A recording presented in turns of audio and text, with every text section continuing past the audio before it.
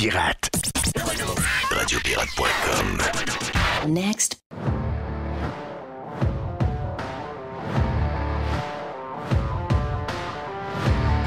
Dans le Prime, avant, on a fait du... dans le Prime. On a les deux pieds sur le pouf. Tu sais, les premières heure et demie, deux premières heures, surtout quand on arrive d'un long week-end, on va dire de quoi. Et c'est un long week-end aux États-Unis. Je suis aux États. Je sais que ça fait chier beaucoup de haters qui sont salués d'ailleurs.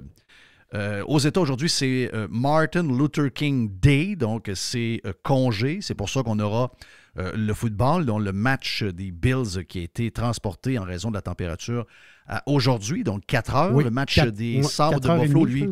Oui, c'est ça, 4h, 4h30. Le match des Sabres de Buffalo qui devait avoir lieu à cette heure-là parce que c'est congé a été amené à 1h. Puis le match prévu ce soir, je ne me rappelle plus c'est qui ce soir, c'est les Eagles contre Tampa Bay, c'est ça? Hein? Exactement ça. Exact. Donc ce soir, ça c'est le match aux alentours de 8h, 8h15. Donc on a un gros lundi. Et dans le Prime, c'est le fun parce qu'on jase. Écoutez, si la version live fait votre affaire, tant mieux, mais si vous avez une job sur la route, si vous avez du temps pour avoir des amis avec vous autres, on est des bons amis à avoir parce qu'on jase de toutes sortes de maudits sujets.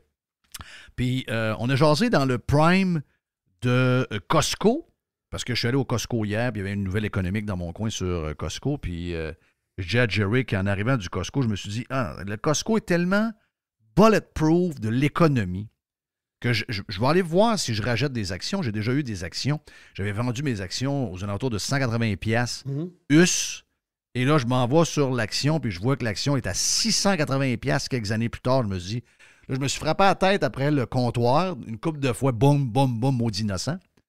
Mais là, on parlait de Costco, puis à travers ça, j'ai parlé de Jersey Mike. Puis je me demandais si Jersey Mike était en bourse parce qu'ils sont omniprésents sur, justement, quand on regarde le football, Jersey Mike sont là, pas à peu près. Tu t'en vas chez Jersey Mike, quand tu vois la file puis tu vois le nombre de sandwichs qu'ils font, tu te dis, OK, il y a quelque chose là. Tu sais, Jersey Mike, c'est pas mon premier Jersey Mike, j'en ai un ici à côté, je vais régulièrement, mais chaque fois qu'on rentre et que tu vois qu'il y a de l'action puis qu'il y a des files de monde, puis la bouffe, c'est sûr que ça peut être ça pendant 3 ans, puis après, c'est fini, là, on sait comment c'est. Là. Donc, quand on voit des succès comme McDo, on peut envoyer un signal comme de quoi ces gens-là, que ce sont des gens incroyables d'être capables d'être si performants pendant 30, 40, 45 ans, 50 ans, sans arrêt. Tu te dis, tabarnache, les gens qui gèrent ça vraiment de manière extraordinaire. Dans la bouffe, un peu comme dans le linge, des fois, c'est touché d'embarquer là-dedans parce qu'il y a des modes. Mais quand tu rentres dans un Jersey Mike, tu vois la qualité des produits, tu dis, OK, il y a quelque chose là. Donc, je ne sais même pas si la compagnie est en bourse. Non, c'est une compagnie privée. C'est une compagnie privée? Oui. Puis après ça, je t'ai amené, parce que je t'ai mangé au Cheesecake Factory. Est-ce qu'il y a des Cheesecake Factory au Canada? Bonne question. Je me suis toujours posé la question. Jersey Mike, il y en a 2, mais je vais aller voir. Ouais. Parce que le marché canadien est un marché tough. Mais c'est sûr que le marché québécois va devenir encore plus tough pour ces compagnies-là en passant. Pourquoi je vous parle de ça? C'est exactement pour ça. Parce qu'il y a une nouvelle loi qui va donner de la misère. Tu sais, toute l'histoire du français est en train de nuire, je vous dirais, à une certaine liberté économique dans la province. Tu sais, je veux dire, là, il va falloir que Home Depot change son logo. Il va falloir que ça soit écrit en gros « Quincaillerie Home Depot ». Si jamais Walmart veut garder son nom, je veux dire, Walmart, c'est le marché de Walt, ou de Walt, c'est Walt. Moi, c'est écrit Walmart, c'est W-A-L-T, hein, c'est ça. Donc, c'est le marché de Walt. Donc, c'est Walmart, c'est pour ça. C'est W-A-L-M-A-R-T, c'est la famille Walton. Walton, exact. Donc, la famille Walton de l'Arkansas. Là, eux autres, il va falloir qu'ils rajoutent magasin écrit en gros Walmart. Donc, on va arriver avec un peu de tout ça. Donc, tous les nouveaux joueurs qui vont vouloir venir se présenter, déjà qui ont de la misère à venir se... Tu sais, venir au Canada pour des gros joueurs américains, c'est toujours à se demander si ça vaut la peine. Surtout depuis Target. Beaucoup de grands espaces, pas de monde, même si le nombre d'immigrants augmente trop rapidement puis ça crée des problèmes de logement. Le Canada demeurera toujours un trop grand pays pour peu de monde. Donc, il se pose toujours la question. Puis là, rajouter à ça, au Québec, entre autres, deuxième province en importance, des conditions qui sont difficiles pour faire de la business parce qu'on tellement de règles que les gens regardent ça et ils disent « Oh, pour toute la marde que ça nous donne, les profits qu'on va aller chercher là ne valent pas la peine. OK? Donc, on est chanceux d'avoir quelques joueurs comme, justement, Costco, avoir Home Depot, avoir Walmart, avoir McDo, qui est une division canadienne de sa business. Mais les nouveaux joueurs, est-ce qu'ils vont se donner la peine avec les nouvelles règles? Puis ça s'additionne aux règles qu'on a déjà, là. Le nombre d'employés qui parlent français, telle affaire, ensuite les équipements informatisés, le site web. Il y a plein de règles complètement folles. Puis je vous dirais que depuis que la CAQ est là, le gars, là, Jolin Barrette quelque chose. Là. Oh, il y en a des crinqués, là. Ça, c'est lui, sûr. il est crinqué en tabarnache. Là. Mais là, je pense que c'est le ministre Roberge qui s'occupe de ça, là, l'affaire de la langue française. Ouais, c'est Roberge qui s'occupe de ça. Là. Ben, à cette heure, c'est rendu Roberge, là. Parce que Roberge, il était à l'éducation. À l'éducation? Là, ils l'ont tassé, puis ils ont mis le gars de la Rive-Sud de Québec. Ils ont mis, comment il s'appelle, là? Drainville. Drainville. Mais l'histoire, parce que Roberge, il travaille présentement, parce que la loi pour l'affichage commercial, comme tu as parlé, Jeff, ils travaillent là-dessus présentement, puis ils veulent adopter les modifications à cette loi-là. Donc, ce que j'ai lu, ce que j'ai essayé de comprendre dans Patente, imaginez-vous que quand vous allez chez Walmart, il est marqué Walmart Supercentre. C'est ça qui est marqué. Walmart en gros, Supercentre en petit. Oui, mais là, il faut croire que le supercentre soit plus gros que le nom en anglais. Oui, il faut que la définition en français soit 2 fois plus grosse que le nom du magasin. Non, c'est des malades. Non, c'est n'importe quoi. C'est des malades, Parce que tu as café Starbucks. Tu as Starbucks. Mais ici, au Québec, on a café Starbucks. Mais café avec un accent aigu pour café. Hein, c'est café. Mais là, l'affaire, c'est que le café, il est plus petit que le nom Starbucks. Ouais, c'est ça. Là, le café va être 2 fois plus gros que le nom du magasin. Mais dans la folie, je te le dis. C'est quoi? Je comprends. Regarde, le seul moyen d'avoir des business ici, ça va être des subventionnés. Puis on voit que chaque fois qu'on subventionne ou encore qu'on aide des entreprises avec des prêts, tu as vu, là, il y a un 650 millions qu'on va perdre. Ça va être la seule manière. Pourquoi je te donne l'exemple du Cheesecake Factory, OK? Il y en a, by the way, il y en a un au Canada. Il était à York, à Toronto. Bon, voilà. J'en ai pas trouvé d'autre. C'est spécial. Hier, je voyais les images. Tu regardé pendant le match entre Détroit et les Rams de Los Angeles? Ils nous montraient souvent, au retour des pauses, comment il s'appelle? Mike Tirico, c'est ça le gars qui... Mike Tirico parlait souvent, puis il nous montrait des images du pont de Windsor, qui est un des ponts les plus utilisés. Les camionneurs qui nous écoutent, vous êtes salués, ce pont-là est essentiel pour votre job. C'est spécial pareil, hein, que la plus grande ville canadienne soit si loin des lignes du côté de l'Ontario. Parce qu'il nous montrait Windsor et Détroit. Tu sais, Détroit, on a toujours l'impression que Détroit, c'est une ville qui est morte. Là. Détroit, c'est encore une grande ville avec un grand aéroport. Ils ont eu des problèmes dans le centre-ville qui sont en train de soulever, là, d'arranger. Mais je veux dire, Détroit, c'est quand même une énorme ville. Là. Tu sais, je veux dire, c'est une ville qui a de l'histoire incroyable au niveau culturel, au niveau du développement des voitures, etc. C'est un grand... C'est surprenant que c'est Windsor, l'autre bord. Comment ça que c'est pas Toronto, Windsor? Comment ça qu'on n'a pas... Tu sais, des fois, dans notre thinking de développement, il me semble que Toronto aurait dû être Windsor, puis Windsor aurait dû être à Toronto. Je suis le même. Oui, c'est vrai, c'est vrai. Tu sais, il me semble que pour le commerce, puis je sais bien que des fois, il y a des affaires qui arrivent, on ne sait pas trop comment, mais pour avoir été à Windsor, je sais que beaucoup de gens de Détroit, après les matchs de hockey ou les matchs de football, s'en vont à Windsor pour l'immense bar de danseuses qu'il y a là, qui attire beaucoup de monde. Là. Mais je veux dire, Windsor, c'est quand même... C'est pas une petite ville, mais je veux dire, si tu compares à Détroit, c'est quand même très petit. Donc, c'est surprenant. Mais les images qu'on voyait hier me fait penser à ça. Comment ça se fait que la ville canadienne, la grande ville canadienne ontarienne n'est pas sur le bord des lignes? Ça, c'est énigmatique pour moi. Mais je reviens sur Cheesecake Factory. J'étais au Cheesecake Factory hier midi avec ma blonde. Puis, le défaut des restaurants américains, je ne sais pas si c'est une loi. Je pense que c'est une loi. Tu es obligé de mettre les calories dans le menu. Okay? Oui, je pense que c'est un règlement, ça. C'est une règle qu'on n'a pas encore chez nous. Non. Il y a certains restaurants qui le font de par leur propre initiative, mais ce n'est pas une règle. Puis dans ce temps-là, ça change tes choix. Là. Quand tu vois, tu as le goût de quelque chose de pas pire, tu as des bonnes pâtes, des bonnes affaires. Là, finalement, tu regardes, Christophe, 1250 calories, OK, là, aujourd'hui, je vais essayer d'être... On est quand même rien que le midi. Puis c'est pour ça que je me suis pris un flatbread margarita, 700 calories, puis j'ai pris ça. Ma blonde a pris un sandwich aussi. Bon. Mais la raison pourquoi je t'en parle, c'est que j'en ai déjà parlé sur Prime tantôt de l'expérience de bouffe, toujours le fun. Mais tu sais, tu regardes comment il y a de monde là-dedans, puis il y en a plusieurs, puis chaque fois que tu rentres dans le Cheesecake Factory, il y a énormément de monde. Puis tu te dis, OK, donc c'est une compagnie qui est en bourse, puis qui cherche certainement à avoir de l'expansion. Tu sais, il me semble qu'au Canada, ce genre de menu-là, très familial, ça peut être un hit, là. Mais imagine-toi le gars qui est au développement de Cheesecake. Le restaurant s'appelle depuis toujours Cheesecake Factory. Et là, il voit les nouvelles règles complètement sautées et débiles que le Québec est en train d'installer pour être certain que leurs entreprises soient en train de maquiller leur marque de commerce. Sérieux, là? Chris, pourquoi on se fait ça? Pourquoi? Il n'y a personne qui va perdre sa langue parce qu'il y a un magasin ou une chaîne ou quelqu'un qui arrive avec un nom anglophone. C'est pas là que ça se passe. C'est zéro là que ça se passe. Mais il y a juste une chose que ça peut faire. Oui. En plus d'écœurer les gens qui sont déjà là, puis qui créent des jobs, et qui disent, mais voyons, Chris, faut-tu que j'en fasse mes pancartes, faut-tu que j'en fasse mon imprimerie. Chris, ça va me coûter des millions, cette affaire-là. Pourquoi ils me font ça? Alors que je suis un bon citoyen corporatif depuis peut-être 10 ans, 15 ans, 20 ans, 30 ans, 40 ans, 50 ans. Donc, déjà d'écœurer ceux qui sont là. C'est sûr que ça décourage ceux qui y sont pas et qui pensaient venir.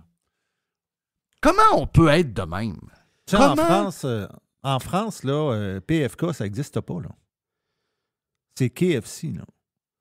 Puis, tu sais, quand ils viennent ici, PFK, ils regardent ça, ils disent, c'est quoi ça? Ben oui, c'est Kentucky Fried Chicken, là. Ben oui, ça n'existe pas nulle part. Ils l'ont pas traduit. D'après moi, c'est unique au monde. Il y a juste chez nous que ça existe. Moi, la question que je poserais à Roberge, c'est que le Cirque du Soleil, ils ont-tu gardé leur nom, eux autres? Ben oui, ils ont gardé leur nom. Christophe. C'est excellent. Ils étaient à travers le monde avec leur brand en français. C'est leur brand, c'est leur nom. C'est le Christophe. Quand c'est ton nom, c'est ton nom. Oh oui. Je peux comprendre. Regarde, je vais mettre un pied de le bord, les péquistes. Là. Je vais mettre un pied de le bord.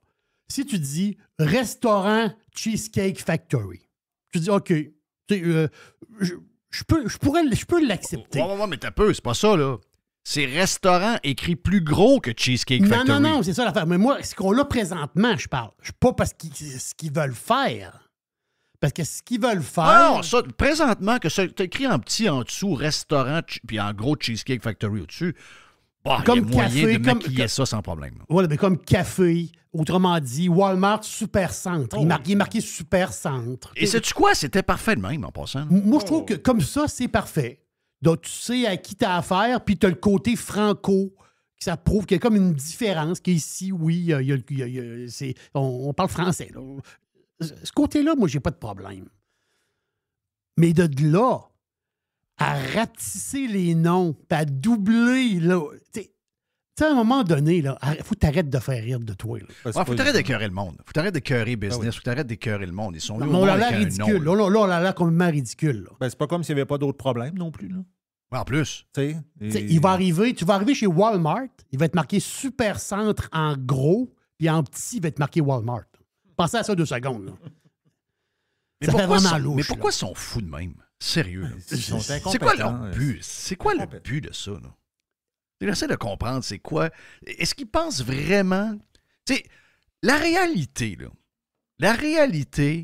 c'est que c'est fini, là. C'est fini. On n'a pas fait d'enfants. OK, là? C'est pas à faute du boss de Home Depot. On n'en fait pas beaucoup. Là. Ben, on n'en fait pas. On est à 1,4, je pense, ou 1,5. On n'en fait pas. OK? Donc, on est appelé à disparaître. C'est ça qu'on a fait, là. Canada au complet, là. Québec, société la plus vieillissante en Amérique. Je pense que c'est 1,3 Canada, 1,4 Québec. On est sur le bord de disparaître, OK?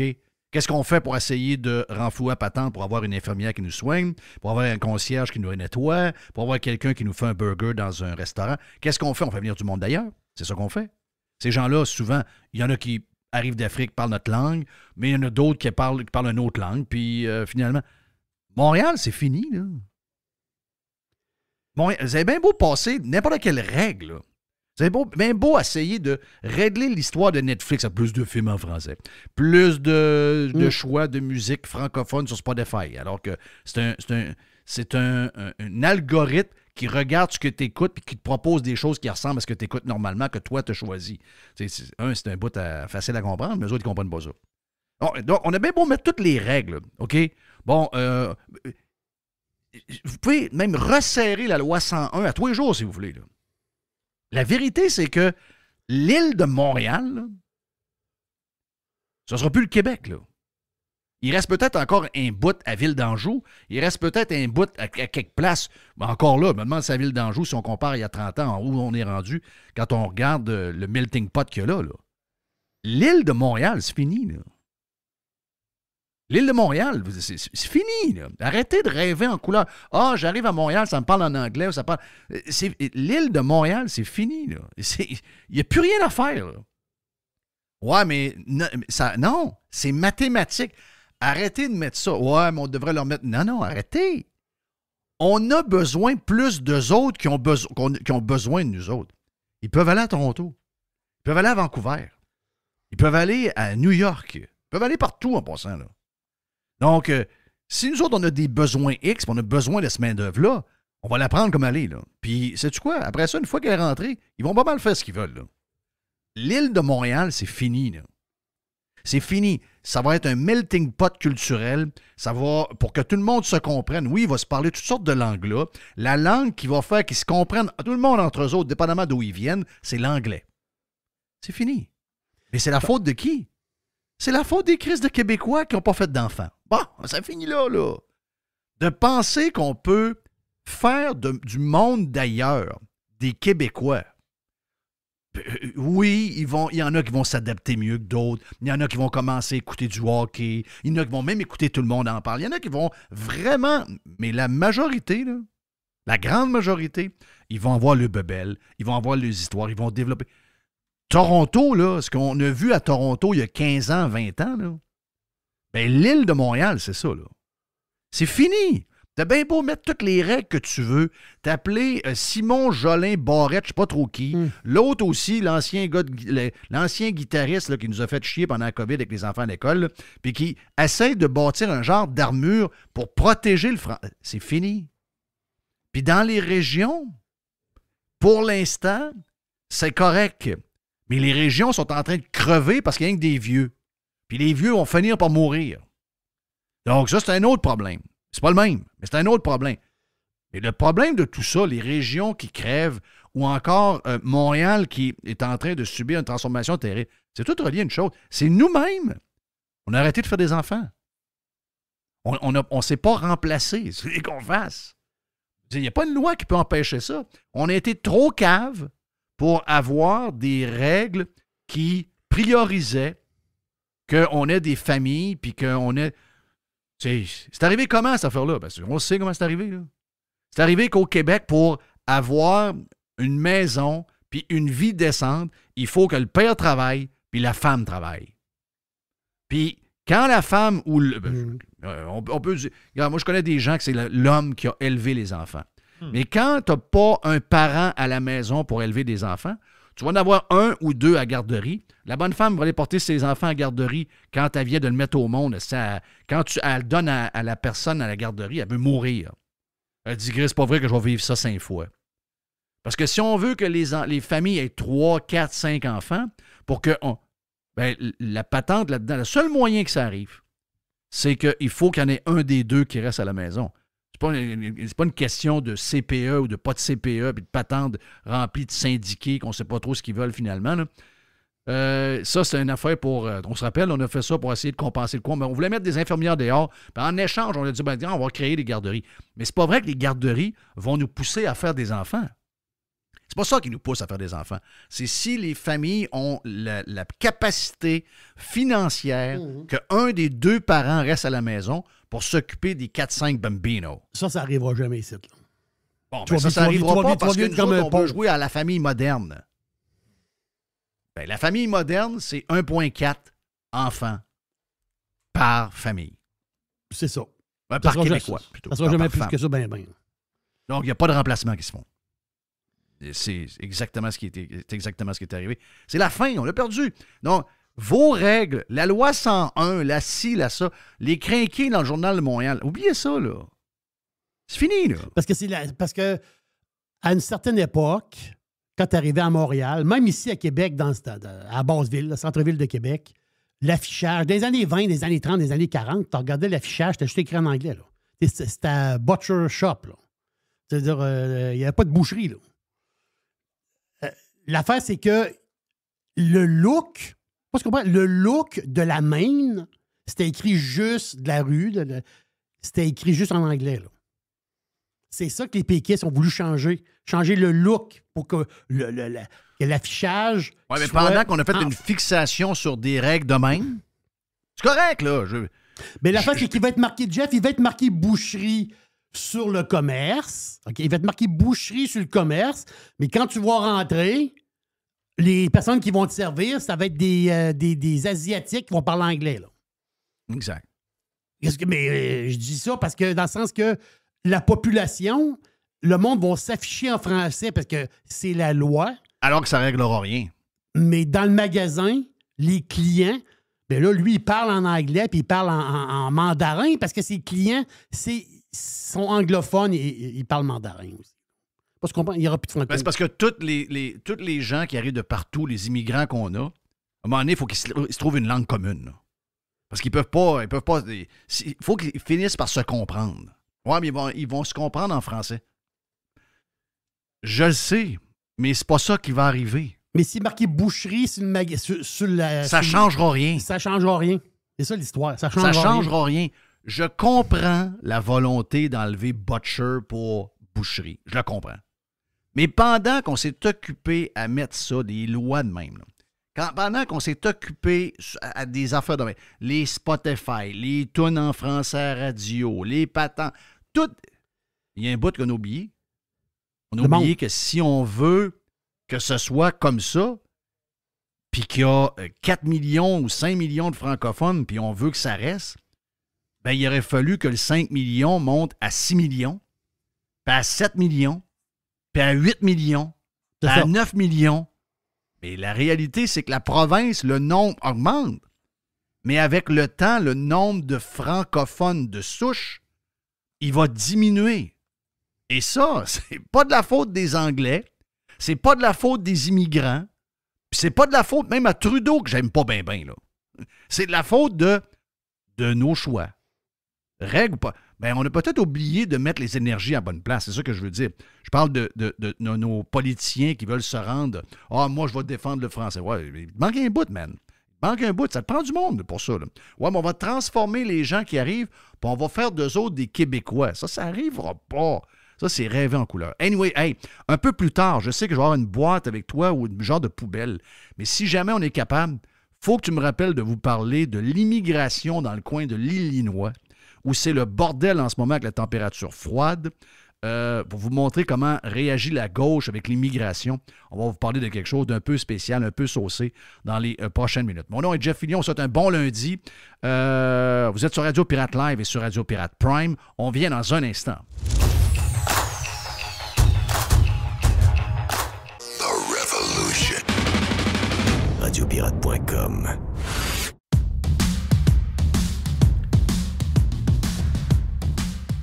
Pour les Pirates Prime, c'est quelqu'un que vous connaissez depuis un bout parce qu'il est venu une couple de fois nous jaser de toutes sortes de sujets. Pour les Pirates sur Live qui vont le découvrir parce que pour les 20 prochaines minutes, les gens qui sont sur Live vont découvrir également qui est Martin. Puis si vous en voulez plus, mais on en aura plus sur Prime. Allez vous abonner sur radiopirate.com pour en avoir plus. Martin est c'est un gars de la région de Montmagny qui, par une longue histoire, s'est ramassé dans une des places les plus loin au monde. C'est le Vanuatu. Je dis autour, tout croche. Dis-le donc comme il faut. Le Vanuatu. Vanuatu, voilà. Vanuatu. Et Martin, il est CA, CPA. Il y a donc toutes sortes d'affaires là-dedans au niveau de sa job primaire. Mais en plus, c'est un gars d'affaires qui a parti une business là-bas. Martin, t'es salué, mon ami. Et comme tu le fais souvent dans le temps des fêtes, tu viens passer du temps avec ta famille parce que vous autres, vu que c'est l'été pour l'école, donc vous êtes comme en genre de congé, comme nous, on l'est à la fin juin et en juillet, c'est ça, hein? Exact. On a 2 mois de vacances. Les enfants ont 2 mois de vacances, décembre, janvier. L'école recommence au début février pour eux autres. On me dit que, parce que pour les gens qui sont sur Prime, vous vous souvenez de la dernière discussion qu'on a eue, je pense que c'était au début de l'automne, fin de l'été que tu es venu, là? Je suis venu pour le mariage d'un ami au mois d'août. Puis, oui, c'est ça. J'étais venu express. J'étais venu une semaine, puis j'étais reparti, puis j'étais venu vous dire bonjour. Exact, ça c'était capoté comme voyage. Parce qu'il faut dire que t'es quand même assez loin. Puis tu nous racontais toute ton aventure avec ton frère pour la boisson c'est un rhum que tu as fait là-bas parce que ça te prenait de la canne à sucre, ça te prenait un paquet d'affaires. Tu nous as tout raconté un peu cette aventure-là. Et c'est un produit, on va le dire, un produit haut de gamme pour les touristes qui vont sur l'île. Puis, c'est un produit également que tu avais dit que tu regardais parce que vous êtes très près, entre guillemets, de l'Australie. C'est votre voisin commercial le plus proche. Tu disais que tu regardais pour prendre de l'expansion en Australie. Et vu que tu es Québécois, puis ton partner aussi, à un moment donné, tu as dû sans doute essayer de vendre ton produit à la SAQ. Ça a toujours été, ça fait 5 ans qu'on a débuté ce projet-là, puis ça a toujours été derrière notre tête de se dire, écoute, on est moi, ma femme, puis mon beau-frère, en fait, Pierre-Luc. C'est ton beau-frère, c'est ça? Oui, mon beau-frère. Puis donc, on est 3 Québécois propriétaires de cette distillerie-là. Nous, ça fait 20 ans, moi puis ma femme, qu'on est au Vanuatu. Ma sœur a déménagé, nous a suivis. Elle, ça fait 10 ans. Puis Pierre-Luc, mon beau-frère, lui, ça fait 5 ans. Donc, on bâtit tranquillement une communauté là-bas. Oui. On se reproduit aussi parce qu'on a tout fait des enfants. Qu'est-ce que ta sœur fait et ton beau-frère faisait initialement? Tu sais, tu décides de suivre, mais ils font quoi là-bas? Ouais, ma sœur, elle était plutôt... Elle, c'est d'autres choses qui l'ont attirée que moi. Ma sœur, elle fait de la poterie, donc c'est une artiste qui fait de la poterie puis du surf. Donc, ma sœur, elle était plutôt... elle est attirée par le côté bohème, si on veut, de l'aventure du Vanuatu, tandis que mon beau-frère, lui, enseignait à l'Université de Montréal en communication. En fait, il était c'est un autodidacte, si on veut, un gars qui se penche sur un problème, puis il trouve des solutions, peu importe c'est quoi le sujet. Puis, il avait déjà l'ambition puis débuter des projets de whisky au Québec. Fait que quand on a parlé, viens au Vanuatu, on va faire du rhum, il a décidé, OK, ouais, ça me semble être une bonne... Là, il est venu nous visiter 2 fois. Puis en fait, c'est très, très loin. C'est le plus loin que tu peux aller à peu près sur Terre parce que c'est quand il faut que tu te rendes en Australie. Puis encore après l'Australie, il faut que tu prennes un vol qui va être aussi long qu'un vol Québec, mettons, Fort Lauderdale. Tu as 3500 km. On dit qu'on habite pas loin de l'Australie, mais c'est loin. C'est ça, exact. C'est très loin. C'est ça. Le Pacifique, c'est immense. Mais est-ce que c'est la place, la grosse place la plus proche quand même? L'Australie, oui. Oui, c'est la place la plus proche. 2 heures et demie d'avion, tu es à Brisbane, ça serait la place la plus proche. Ouais. T'as un de tes enfants qui étudie en Australie, ça se peut? Oui, ma plus grande. Elle a commencé l'année dernière, on l'a envoyée en boarding school, elle a 17 ans, donc elle fait Year 11 puis Year 12 dans une école à Sydney. Là, elle recommence en Year 12 en février. Donc là, on est... La SAQ, je reviens sur la SAQ. Ça, c'est le dôme. Là, là on s'attaque au dôme. On a eu toujours cette idée-là de se dire, on a quand même une histoire à compter, puis l'alcool, c'est quand même c'est l'histoire. Il faut c'est ça, avec Jerry qui est ici en avant de moi. C'est ça. C'est aussi le produit, mais c'est tout l'histoire. L'alcool, tu voyages. Ouais. Tu voyages, il y a de l'histoire. Puis là, il y a une histoire. Il y a des Québécois qui se sont installés à l'autre bout du monde puis qui ont parti la première distillerie puis qui essayent de faire quelque chose qui révolutionne un peu l'endroit parce comme on a raconté la dernière fois, on utilise la canne à sucre qui pousse localement dans la nature parce que c'est endémique au Vanuatu, à la Mélanésie, c'est la canne à sucre en tant que telle. Donc, on trouve un revenu pour les fermiers locaux, puis on fait un produit haut de gamme qui va s'exporter, ce qui ne s'est jamais fait dans ce pauvre petit pays en voie de développement, un des pays les plus pauvres au monde. En fait, en termes si on compare, c'est à peu près comme Haïti en termes de pauvreté, c'est-à-dire en termes de revenus par personne. Par contre, ça n'a rien à voir avec Haïti, c'est-à-dire que 75% du monde ne vivent pas d'électricité, pas d'eau, mais ils vivent bien heureux, souriants, parce qu'ils vivent encore un peu comme dans les National Geographic, Papouas-Nouvelle-Guinée. Ils vivent nus dans la jungle. Donc, mais il y a une capitale, puis là, c'est là qui se frotte avec le monde, puis qui doit se développer si on veut avoir des services de santé, ainsi de suite. Il faut qu'on ait un développement. Donc, nous, on participe à ça avec notre produit. Donc, on se dit, éventuellement, on a fait un truc qu'il faudrait qu'on réussisse à vendre au Québec. Donc, la semaine dernière, j'ai rencontré Pierre-Luc Côté, le pirate de La Fontaine. La Fontaine Vous avez dû jaser beaucoup? Pierre-Luc, il jase juste un petit peu. Il est venu me voir à Berthier-sur-Mer, puis on a passé peut-être 2 heures assis, puis on aurait pu passer la semaine, je pense. Parce qu'on n'a pas couvert du tout l'ensemble des sujets qu'on voulait. Mais bon, rapidement, j'ai compris que si nous, on amenait notre bouteille de rhum, qu'on voulait avoir à peu près... Nous, notre coût est un peu plus élevé que le coût que ce serait de produire, par exemple, ici, parce que, pour vous donner un exemple, nous, le kilowatt d'électricité, c'est à peu près 60 cents. 65 cents, tandis qu'au Québec, c'est 6 cents. Donc, nous, l'électricité nous coûte 10 fois plus cher par kilowatt que ça coûte ici, au Québec. Donc, puis, une distillerie, ça fait 2 choses. Ça manipule le froid dans ta fermentation, puis tu manipules le chaud quand tu extrais l'alcool. Donc, tu as besoin d'énergie. Donc, tu as besoin d'énergie. Donc, nous, on a un mix de solaire, on a un mix de gaz naturel, puis on a un mix d'électricité qui nous vient par le grid, là. Donc, là-bas, il est produit comment? La grid produit comment? Avec du gaz naturel? Comment ça fonctionne?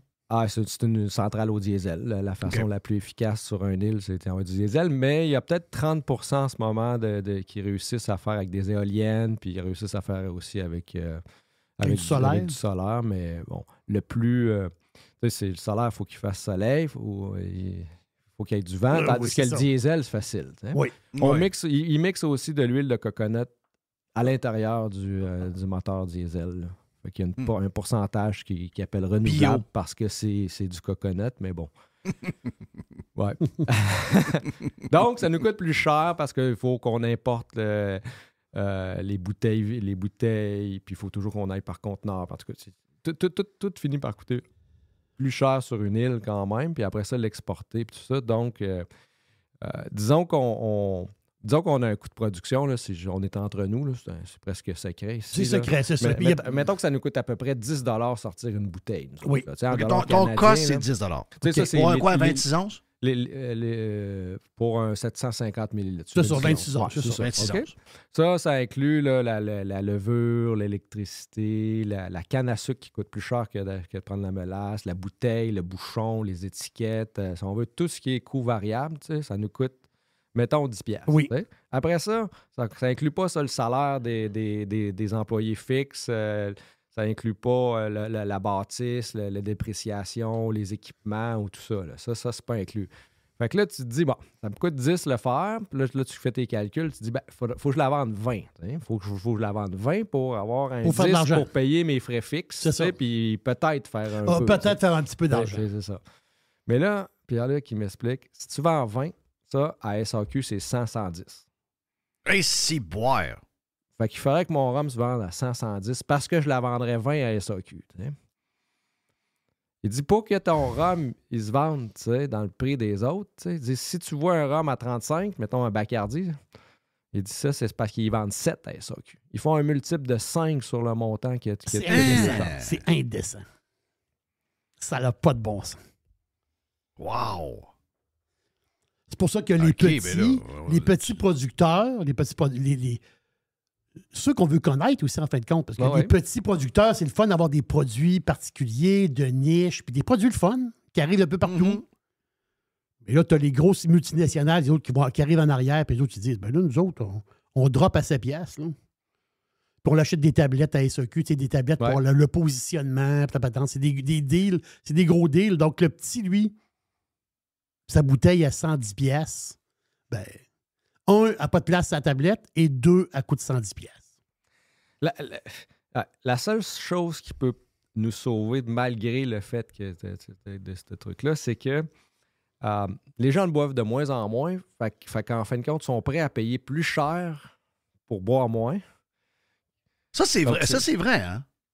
Ben, moi, je suis comme ça. Parce que je me dis, même moi, je veux dire que j'ai une distillerie. Là, j'ai pas bu depuis 15 jours, en fait. Je n'ai même pas mis ça dans ma liste de trucs. Okay. J'ai pas bu depuis 15 jours parce que le 31 décembre, ça a été un peu... tu sais, quand le 31 décembre est trop dur, j'entendais Gilles dire que son 31 était dur. Moi, mon 31 a été dur. Ouais, a été dur.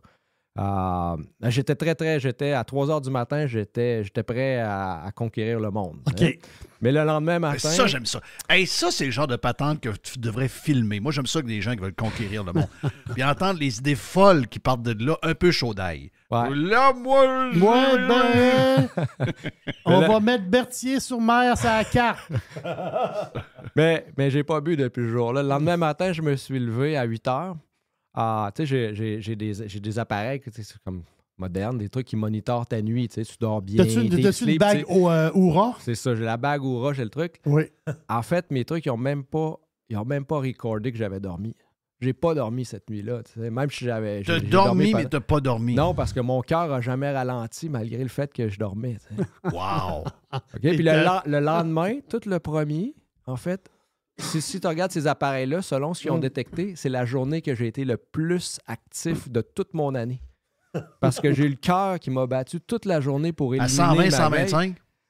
J'ai des pointes à 150 dans la journée sans avoir à rien faire. What? 150? C'est quasiment dangereux. Ah oui, non, ta montre devait t'avertir. Là, faites quoi? Parce que t'es in danger. Écoute, j'ai une distillerie, j'ai pas bu depuis 15 jours. C'est ça. 15 jours absolument sans zéro. Là. Puis là, je me demande quand je vais recommencer. Mais c'est vrai qu'on boit moins. Je pense que tout le monde boit un peu moins. Là, Puis nos jeunes boivent moins. Hey, moi, mes filles aiment ça prendre un petit gin, petit patin. Là, à un moment donné, je dis, écoute, dans le temps des fêtes, j'ai pris 0. Oh non, je me tentais pas. Écoute, moi, j'ai 20, 21 ans. Je comprends que c'est des filles, là, c'est pas des gars. Là. Mais même les filles, dans le temps, il me semble que ça boit moins, mais même les jeunes boivent beaucoup moins que nous, on buvait quand on était jeunes. Je pense qu'il y a les deux. Il y a du monde qui boive plus, puis il y a du monde qui boive moins. Mais à partir du moment que tu commences à faire attention un peu à ta santé, puis à faire un peu de sport, tu peux pas continuer à boire. Là, ça marche pas. Là. C'est comme... Puis ton projet, justement, pour la SAQ, est-ce que c'est ça à glace? Est-ce que c'est possible? Est-ce que ça t'intéresse encore? Ou Ben là, on a statué que c'était... on a parlé de différentes étapes. Là. Il y a une première étape à s'inscrire, puis on va essayer de... L'alcool, c'est spécial parce que...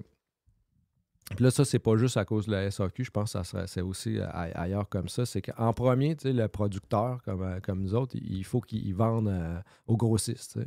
Fait que là, il faut que tu fasses une première vente. Puis après ça, le grossiste, il faut qu'il vende aux détaillants. Fait que là, il faut absolument que le détaillant, ils veulent le produit. Fait que là, il y a une deuxième vente à aider à faire. Puis après ça, une fois que c'est sur la tablette du détaillant, il faut le vendre à un client parce que sinon, tu n'auras pas une deuxième commande. Fait qu'en fait, la même bouteille, il faut la vendre souvent 3 fois. T'sais. Ouais. Fait que là, il ne faut pas juste la vendre à SAQ, la rentrer dans la SAQ. T'sais. Après ça, il faut que les succursales de la SAQ la commandent à la centrale. Non, ça, c'est une autre histoire. Fait que là, il y a les acheteurs à l'intérieur de l'étape. Après ça, il faut que le monde l'achète. Fait que je pense que nous, on les a gérants de succursales, là, je vais vous raconter une histoire, vous allez très, très bien comprendre la patente. Tu as un genre de... Comment dire ça? Un genre de salon des producteurs, des distillateurs à Québec. Donc, il y a plusieurs micro-distilleries à Québec. Il y a un salon au Grand Marché. Donc, il y a plusieurs distilleries qui sont sur place. Donc, les clients du marché entrent pour acheter un pain, puis acheter du jambon, des affaires. Puis là, ils goûtent à différents produits, du rhum, du ci, du ça. Et là, le client dit « Hey, c'est dommage le fun, il est bon ton gin. Je peux-tu acheter une bouteille? » Le gars de la distillerie, il ne peut pas y vendre directement. Le gars dit, c'est pas grave, je vais aller à la SAQ, puisqu'il y a une SAQ dans le grand marché. Le gars, il dit, ben, va pas à la SAQ là, parce qu'ils n'en ont pas. Donc, tu fais goûter des produits au monde, puis la SAQ, ils veulent pas le garder, le produit. Comment dire? Tu fais un salon, tu fais un salon pour présenter les produits, puis la SAQ, la directrice ou directeur, refuse de mettre les produits sur ses tablettes. Pense à ça 2 secondes. Là. Puis tu fais un salon. Là. Ici, il n'y a rien qui marche. Non, les gars de la distillerie de Québec m'avaient raconté une fois qu'il fallait qu'ils shippent leur stock à Montréal, à la centrale, avant que ça revienne à SAQ qui est à 2 coins de rue de où ils sont. Voilà. Ils ne pouvaient pas aller livrer direct.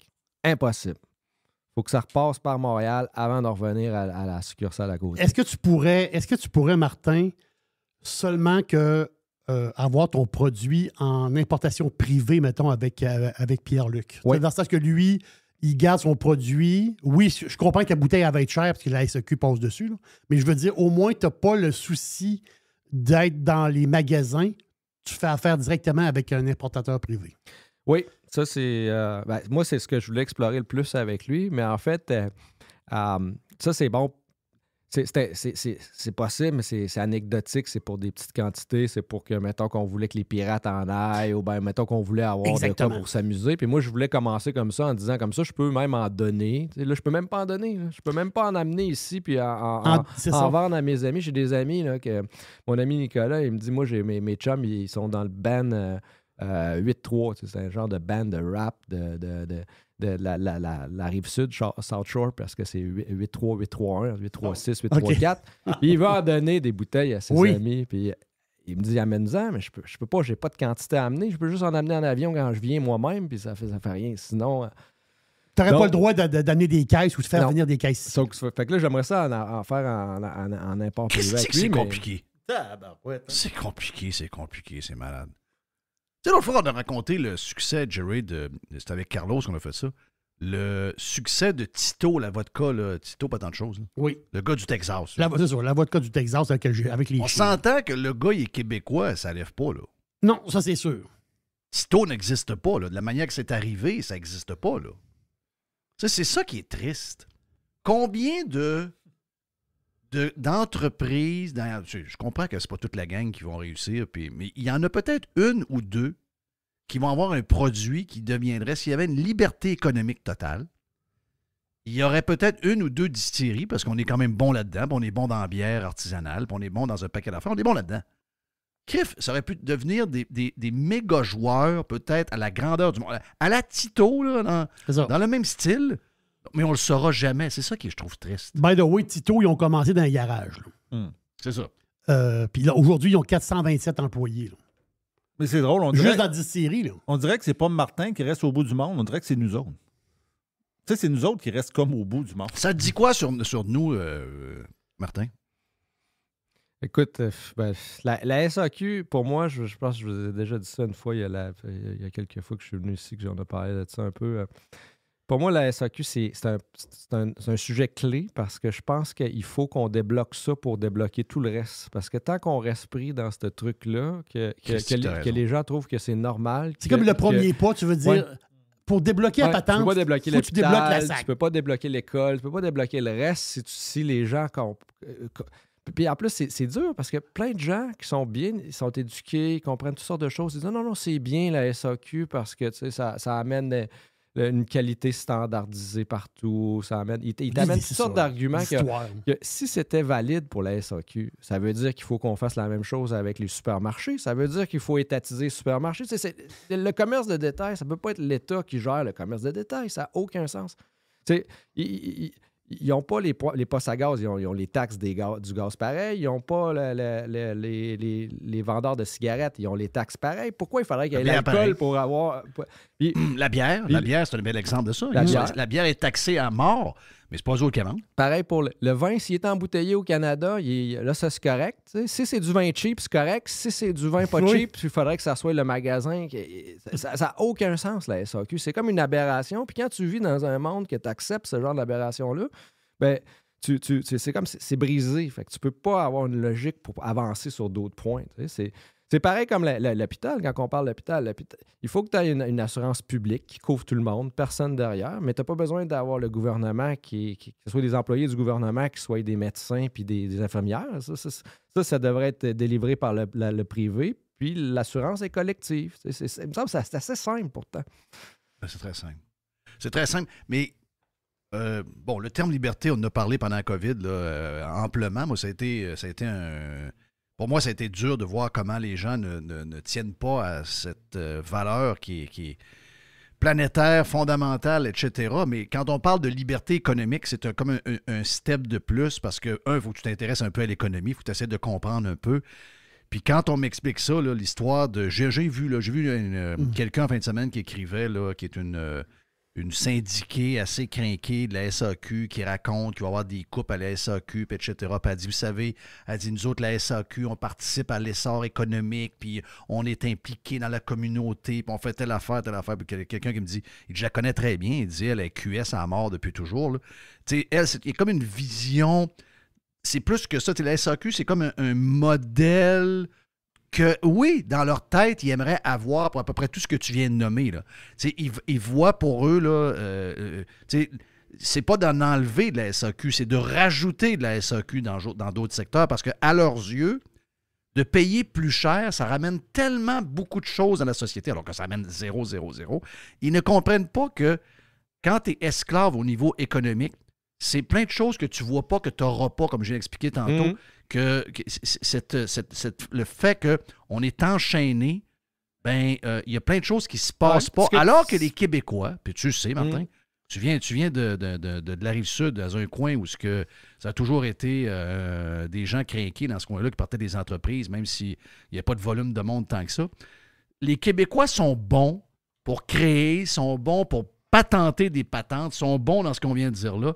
Imagine-toi si on avait ce genre de liberté économique-là, comment on serait riche. Non, je vais vous donner un autre exemple. Quand tu connais pas, quand tu sais pas, tu peux pas, tu n'es pas conscient justement de la chaîne que tu as ou de ce qui t'est pas à faire. Donc puis ça s'applique dans tout. Puis on est arrivé à SAQ de Montmagny. Nous autres, ces temps-ci, le cocktail qu'on boit, ça s'appelle un boulevardier. Je ne sais pas si vous connaissez le boulevardier. C'est comme un Negroni, mais c'est fait avec du bourbon plutôt que d'être fait avec du gin. OK. Fait que c'est facile comme composition. Tu as un tiers de bourbon, un tiers de Campari, un tiers de sweet vermouth. OK? Donc, du vermouth. OK? Fait que nous autres, au Vanuatu, on a plusieurs sortes de vermouth. Pierre-Luc, mon maître distilleur, il importe du vermouth direct d'Italie. C'est possible au Vanuatu, on s'importe du vermouth d'Italie. Direct.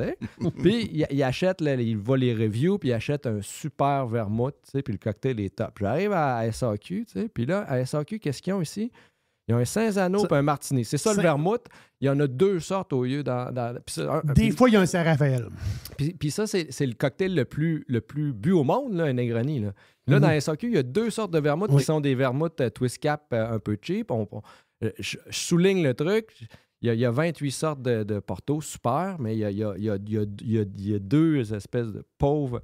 Là, on souligne ça. Le type à SAQ, il dit « Ah, j'ai peut-être quelque chose derrière. » Il m'a sorti un vermouth québécois qui avait, mais juste dans le backstore, puis parce que j'ai demandé la question, il n'était même pas sur la tablette. Il n'était même pas sur la tablette. Donc, il n'y a pas celui qui est haut de gamme ou qui est top. Puis, encore là, c'est mieux de prendre juste un cocktail que 5 cocktails. Il peut te coûter 2 fois plus cher. Ton cocktail, tu n'en prends pas 5, tu en prends un. Fait que tu prends le meilleur. Tu vas avoir tu te donnes un cadeau quand tu prends un cocktail. Mais ils s'en foutent parce que la multinationale, elle a payé la place sa tablette. Le Québécois va en arrière. Puis c'est ça l'histoire. Puis le Québécois, si tu le vois pas sur la tablette, tu penses que ça n'existe même pas parce que tu réduis ton univers à ce qui t'est présenté. Oui, mais ils ont vendu un permis d'alcool. Lui, ils ont vendu un permis, ils ont donné le droit d'en faire du vermouth. Ils ont dit, toi, tu es un bon gars, tu vas en faire, toi, tu peux faire de l'alcool. Ils donnent un permis, le gars, il est content. Puis il se ramasse sa bouteille dans le backstore, puis personne ne peut l'acheter. C'est ça le Québec. C'était Kayak, ça s'appelait, le vermouth québécois qu'on a pris. Il nous a amené la bouteille, on l'a acheté, il était très bien. Mais c'est... On est pris dans notre patente, Martin. Ouais. On est pris dans notre histoire. Il y a il faut laisser la concurrence. La libre concurrence, ça permet l'évolution, l'innovation, puis ça permet aux gens de connaître des nouvelles choses, puis de changer, puis d'évoluer. Ouais. Puis changer, puis évoluer, c'est bien. Il ne faut pas comme, réduire Mais plusieurs personnes préfèrent vivre dans la sécurité au lieu de vivre dans la liberté, parce que la sécurité, on va choisir pour toi, on va te dire quoi faire, puis le voisin n'aura pas plus, je te le garantis. Puis le monde préfère... Toi, tu vis au Vanuatu, OK? Puis pour le Domien, le Vanuatu, c'est une île perdue dans le Pacifique Sud où ce que le monde ne sont pas habillés, puis c'est du monde arriéré comme au Moyen Âge. Mais en réalité, le Vanuatu, c'est beaucoup plus évolué que le Québec, là. Non, mais en réalité, c'est ça, là. Toi, tu travailles avec du monde qui parle toutes sortes de langues, là. Tu travailles avec du monde qui parle... Vous êtes connectés sur le monde entier, là. C'est une petite île perdue. C'est quasiment une atoll, là. C'est incroyable. Mais vous autres, vous êtes connectés sur le monde entier, là. Non, moi, ouais. Non, mais j'aurais de la difficulté à dire que le Vanuatu, c'est plus développé parce que c'est quand même un pays mais en voie de développement. Mais moi, en tout cas, toi, tu travailles en personnellement... anglais avec du monde de partout dans le monde. Ouais. Moi c'est sûr que la majorité de ma journée se passe à parler en anglais avec quelqu'un d'autre que c'est pas sa première langue, l'anglais. C'est ça. Puis tout le temps. Est-ce que ton bureau pourrait être à Montréal? Ben, non, probablement que non. C'est ça qui est fou. C'est ça qui est fou parce que... C'est ça que je te dis. Il faudrait comprendre Word et Excel en français. Il faudrait comprendre parce qu'on aurait franchi le nombre d'employés de 50 voilà, ou de 30 ou ça, trucs. Il faudrait comprendre les logiciels qui sont traduits en français puis qu'on fasse du français notre langue. Mais ce que veut dire Jerry, je comprends son point quand il dit le Vanuatu est probablement maintenant plus ouvert que le Québec. C'est que vous autres, tout est à bâtir. Ils n'ont pas le choix d'être ouverts. Il y a des gens là-bas qui comprennent, puis tu nous l'as expliqué dans ta dernière visite, il y a des gens là-bas qui comprennent que pour enrichir la place, il faut penser out of the box. Puis une des choses pour penser out of the box, il faut que tu enlèves des chaînes. Il faut que tu enlèves des affaires. Nous autres, c'est comme les cycles. À un moment donné, on est pauvre, on est ouvert, on part. Là, on devient un peu plus confortable. Puis là, une fois que tu es confortable, tu veux protéger ce que tu as. Puis là, tu arrives avec toutes sortes de règles pour les protéger. Puis finalement, tu te rends pas compte que tranquillement, pas vite, avec les règles que tu as mis, tu t'appauvris. C'est comme un cycle. Puis on essaie de faire... Moi, c'est ce qui me fait le plus mal. Puis on va laisser les gens sur le live, si vous voulez plus de Martin, parce qu'on va parler de plateforme de trading avec lui dans les prochaines minutes. Si ça vous tente, venez vous inscrire sur radiopirate.com pour voir la suite. On va faire une pause, on revient dans un instant, puis on jase la semaine prochaine quand tu seras à Fort Pierce. Jerry, on vient, Jerry, on va voir Yann Sénéchal après. Yes. Every hour. Juste du bon stock. Thanks for listening to Radiopirate.com. Radiopirate.com. Lundi, ça veut dire Yann Sénéchal. Yann, t'es salué. Yes. J'ai eu de tes nouvelles en fin de semaine. En tant que client, j'ai vu ton petit email avec ton petit vidéo. J'ai trouvé ça très hot et très professionnel. Bravo, mon ami. Donc... c'est quoi les sujets que tu me disais? Le médecin et les ordres professionnels. Raconte un peu vers où tu veux t'en aller avec ça aujourd'hui. Ben écoute, honnêtement, je sais pas si tu l'as vu passer l'article, là, il y a un médecin un petit peu âgé, un petit peu plus que 70 ans, qui a mégenré une personne. Il s'est fait traiter 3 mois. Ouais. Là, t'as peu, là. T'as peu. Non, mais ça commence à être problématique, là. Puis sérieusement. Première des choses, tu sais, il y a tout le monde... Moi, je pense que la première chose que j'ai vue, c'est la réaction d'Elsie Lefebvre. Ça m'a vraiment fait halluciner, là. Je fais, Elsie, t'étais sur le bord d'avoir l'air intelligente, puis bonne, puis on target, là. Puis tu t'es pété à la face juste à 10 pieds de la ligne d'arrivée. C'est vraiment spectaculaire. OK, raconte, parce que j'ai pas lu l'article de Elsie. J'ai vu l'article c'est du même médecin. pas un article, c'est un tweet de Elsie. Elle dit, hey, là, ma mère de 75, 76 ans, elle a de la difficulté à avoir un médecin de famille, nanana. On aurait pu ne pas le radier, on aurait pu juste lui donner une formation, entre guillemets, le rééduquer. Oui.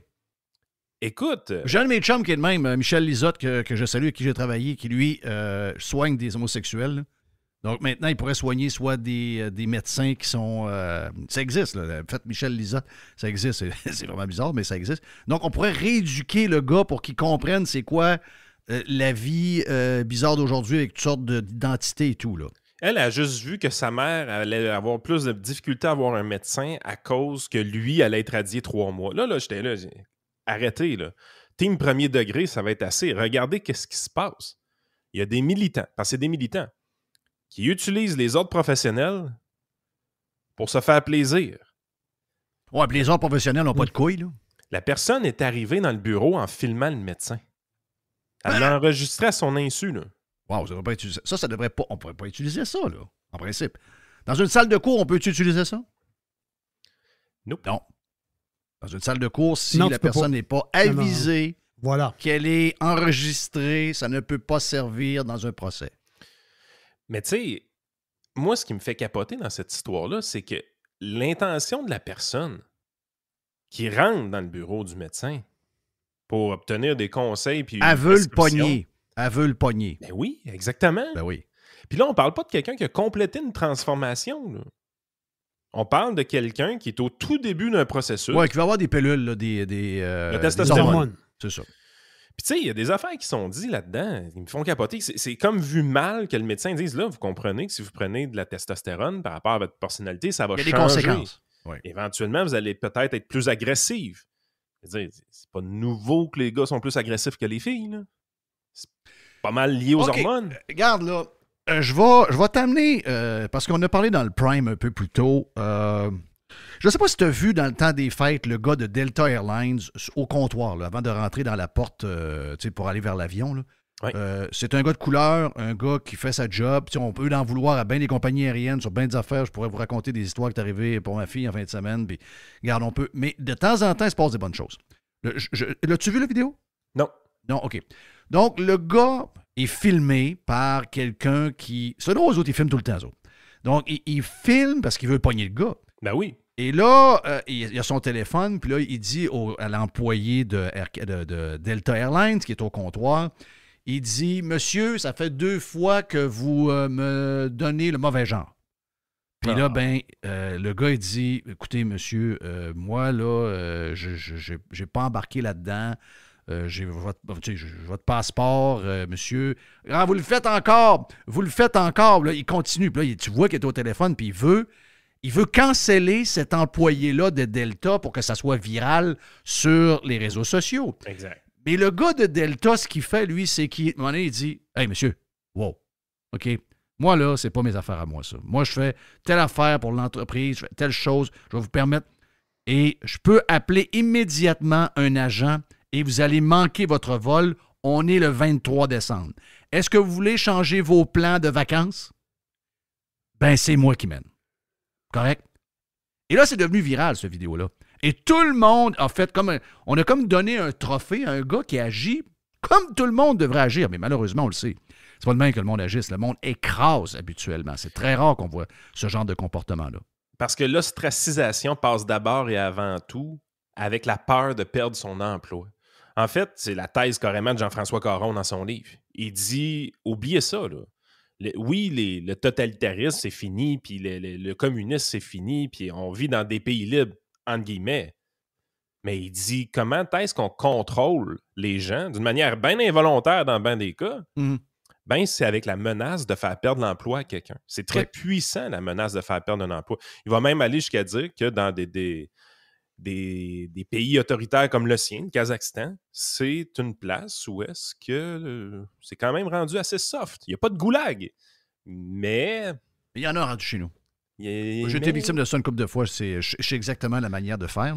C'est très, très, très, très facile en passant. Je pense que tu la connais, effectivement. Je la connais, la sauce.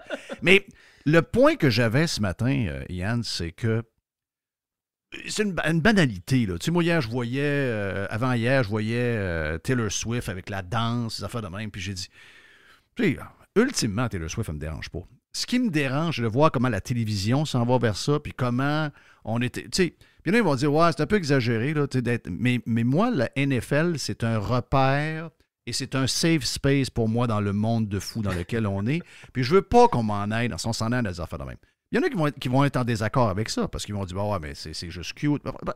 Oui, sauf que ce que je dis, à tort ou à raison, j'ai peut-être pas raison, mais ce que je sais, c'est que souvent, on juge les personnes qui voient au départ que quelque chose de bizarre qui est en train de se former. Et quand on se rend compte que finalement, cette personne-là a soulevé un point qu'on trouvait un peu nono il y a 6 mois, 1 an, puis on se dit, ah voyons, c'est des bagatelles, c'est pas grave, c'est pas grave, c'est pas grave. Là, on est rendu que tu dis, hein, gadon, mais comment on a pu se rendre là? Ben, on s'est rendu là parce que au début, on trouvait ça soft, c'est une petite affaire, c'est banal, etc. Mais moi, je pense que c'est au début qu'il faut les casser, ces affaires-là. Mon feeling. Je dis ça de même. On est rendu là, malheureusement, parce que là, on se le fait faire souvent, le pattern. Là. Puis on sait, ça commence toujours soft, ça commence avec le langage. Après ça, ça commence avec des objectifs plus positifs, avec du marketing. Mais ça finit toujours par la coercition, le cochonnerie. Toujours. Ça finit toujours par ça. Puis les autres professionnels, présentement, sont utilisés par des militants. Puis c'est ça qu'à un moment donné, j'ai hâte qu'ils allument. À un moment donné, l'autre professionnel a sa pertinence.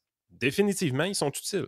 Définitivement, il y a des mauvais professionnels dans la profession qui peuvent nuire à la profession. Donc, il faut cerner ces professionnels-là et les éliminer. C'est à ça qu'ils servent. Dans mon métier, par exemple, si je fais de l'usurpation d'identité en imitant une fausse signature d'un de mes clients, j'espère qu'il y a un autre professionnel pour me faire perdre ma job. Vous comprenez un peu l'idée? Ben oui. Je pense mais pour les vraies raisons, ça prend un ordre. Mais là, on n'est plus là. On est dans le politique. On est dans le militantisme. Exact. Ça, c'est des affaires que les autres professionnels devraient sortir. Mais Christy, qu'est-ce que tu te rends compte avec des organismes comme le Collège des médecins? C'est que c'est un des organismes les plus woke qu'il n'y a pas. Oui. Ils essaient de bien paraître. C'est leurs dirigeants qui essaient de bien paraître. Avec l'Association des restaurateurs, ils sont pas mal à la même place. Ils sont l'enfer. Puis là, les conséquences sont graves. Pour ça, tu dis, ben voilà, il a été radié 3 mois, 75 ans, il y a de l'argent dans ses poches. Voyons, mais vous êtes donc bien cave. C'est pas question. Vous êtes donc bien cave, team premier degré. Là. C'est quand vous allez comprendre les conséquences. À un moment donné, présentement, il y a des médecins, il y a des pharmaciens aussi, qui ont peut-être 65 ans, qui ont peut-être 69 ans. Ils regardent leur compte de banque, ils ont de l'argent pour leur retraite. Ils ont choisi de continuer à travailler parce qu'ils aiment ça, ou encore ils se sentent vraiment utiles puis redevables envers la société. Il y en a qui sont comme ça, là. Il y en a qui aiment ça, faire la job qu'ils font. Tant mieux. Mais moi, si j'ai 71 ans, j'ai 3-4 millions dans le compte de banque parce que je suis un médecin puis j'ai bien géré mes affaires, je regarde ces cochonneries-là matin. J'écris à RAMQ. Terminé. Bonjour. Bonjour, mon bureau ferme. Il y a 450 clients qui n'ont plus de médecin de famille. C'est des médecins-là de 71 ans. On parle plus de 3 000, 4 000 dans bien des cas. Là. Incroyable. Je pense que ce médecin-là, justement, qui est en cause, on parlait de 900 patients. Écoute, tu as vu qu'on a épargné Denis Arcand sur tout ce sujet-là d'identité et tout. Lui, écoute, si je résume, là, il dit, écoute, c'est une mode. Oui. C'est une mode pour des gens qui vont pas bien, dans une certaine mesure. Ils ont un genre de déséquilibre émotif ou quelque chose. En toi puis moi, là, un médecin, vas-tu s'aventurer à demander à la personne qui va avoir des hormones ou une opération, est-ce qu'il va s'aventurer à dire, est-ce qu'il y a d'autres choses au niveau psychologique qui va pas bien ou quelque chose? Ben, imagine-toi, il va te faire radier. Ben oui, il va te faire radier, c'est clair. Denis Arcand, il aurait été cancellé.